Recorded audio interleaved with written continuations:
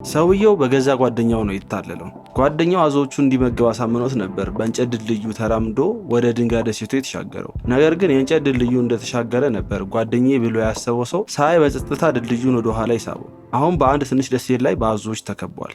ጓደኛው ምንም ቃል ሳይናገር በበቀል እይታ ይመለከተውና ከቦታው ይሰወራል። ሰውየው መውጫ መንገዱን ማየት ጀመረ። በፍጥነትም ጥሬ ስጋ ወስዶ አዞዎቹን እንደሚያዘናጋ ተስፋ በማድረግ ወደ ውሃው ወረወረው። ነገር ግን በጣም ብዙ ነበሩ እና ስጋውን በቂም አለ። በድንገት አንድ አዞ ወደ ባህር ዳርቻው ሲወጣ ባየ ጊዜ ነበር የልብ ምቱ የጨመረው። በጭንቀት ዙሪያውን ሲመለከት በባህር ዳርቻው አቅራቢያ ታስራ የነበረች ትንሽ የአሳ ማጥመጃ ጀልባ ያስተውላል። ወዲያውኑም አንድ ሀሳብ ስለመጣለት የወርቅ ሰዓቱን አውጥቶ ትንሽ ጠመዘዘውና ማሽከርከር ጀመረ። ነጸብራቁ ጀልባውን ወደሱ እየሳበለት እንደሆነ ሲመለከት ፊቱ ላይ መረጋጋት መታየት ቢጀምርም የጀልባው ፊት ለፊት ከባህር ዳርቻው ጋር በጥብቅ ታስሮ ስለነበረ የማምለጥ ተስፋው ከመዋጡም በላይ አንድ አዞ በአደገኛ ሁኔታ እየተጠጋው መጣ። ሰውየው በድንጋጤ የመጨረሻውን የስጋ ቁራጭ ወደ ውሃ ቢጥለውም ተጨማሪ አዞዎች እየተሰበሰቡ ስለነበር የአዞዎቹ ምግብ ለመሆን ጥቂት ሰከንዶች እንደቀሩት እያሰበ ሳለ ከኋላው አዞዎቹ ሲያብቁ አንድ ድልድይ የሚመስል ቅርጽ ፈጥሯል።